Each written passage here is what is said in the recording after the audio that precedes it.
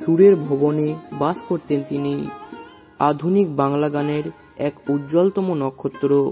হেমন্ত মুখোপাধ্যায়, মান্নাদের মতন শিল্পীর গলায় যার গান শোভা পেয়েছে, সে গীতিকার বাংলা গানের স্বর্ণযুগের অদ্বিতীয় গৌরপ্রসন্ন মজুমদার।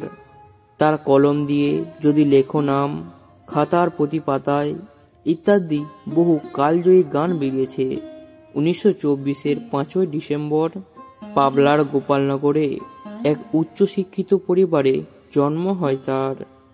বাবার নাম গিরিজাপ্রসন্ন মজুমদার, মায়ের নাম সুধা মজুমদার। বাবা ছিলেন একজন ভারত বিখ্যাত উদ্ভিদ বিজ্ঞানী। মা কবিতা ও প্রবন্ধ লিখতে ভালোবাসতেন। সেই কালের মেয়ে হলেও পড়াশোনায় ছিলেন তুখর। স্নাতক উত্তীর্ণ হয়েছিলেন তিনি। এক কথায় বলতে গেলে তার রক্তের ট্যালেন্ট ছিল।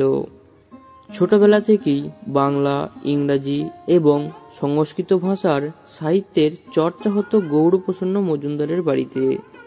তার প্রাথমিক পড়াশোনা সম্পন্ন হয় জগবন্ধু ইনস্টিটিউশনে।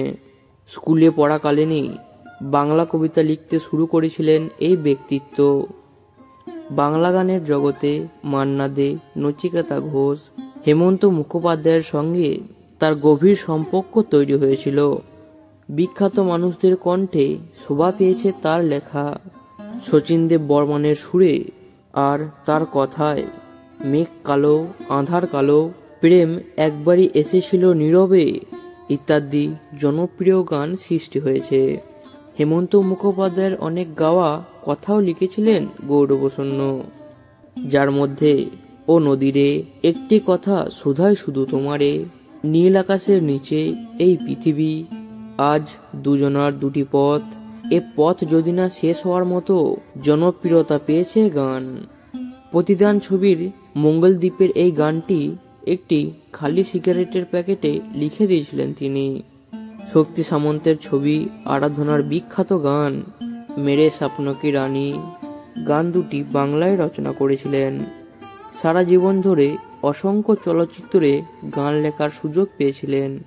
বাংলার চলচ্চিত্র জগতে কিংবদন্তি ছবি অ্যান্টনি ফিরেঙ্গি, আমি যাওনি তুমি শশী হে, তারই লেখা।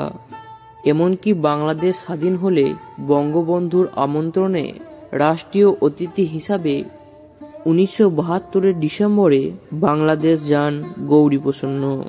তিনি বাংলাদেশের মুক্তিযুদ্ধের সময় বঙ্গবন্ধুর শেখ মুজিবুর রহমানকে নিয়ে একটি গান লিখেছিলেন, যা সেই সময় আকাশবাণীতে সংবাদ পরিক্রমা অনুষ্ঠানের মাঝে মাঝে বাজানো হয়েছিল। গানটিতে সুর দিয়েছেন এবং গেয়েছেন অংশুমান রায়। এমনকি এই গানের ইংরাজি অনুবাদও বের হয়। গানটি ছিল শোনো এক মুজিবরের থেকে। 1986 সালের 20 আগস্ট মাত্র 62 বছর বয়সে দুরারোগ্য ক্যান্সারে আক্রান্ত হয়ে না ফেরার দেশে চলে গেলেন গৌরপ্রসন্ন মজুমদার। তার মৃত্যুতে সন্ধ্যা মুখোপাধ্যায় বলেছিলেন, গৌরীদা ক্যান্সারে মারা যান। তার মতো এত বড় একজন গীতিকার বোম্বের অতি সাধারণ হসপিটালে প্রায় মাটিতে শুয়ে শেষের দিন গুনেছেন। তার মতন প্রতিভাবান ব্যক্তি খুব কমই ছিল। বাঙালি জাতিতে এরকম মানুষ খুঁজে পাওয়া খুবই দুষ্কর। তো বন্ধুরা, আজ গল্প এই পর্যন্ত। যদি আপনাদের এই গল্পটি ভালো লেগে থাকে তাহলে অবশ্যই লাইক করবেন এবং চ্যানেলটি সাবস্ক্রাইব করবেন। পরবর্তী সময়ে আবার কোনো একটি গল্প নিয়ে হাজির হব আপনাদের সামনে। ততক্ষণের জন্য ভালো থাকুন, সুস্থ থাকুন। নমস্কার।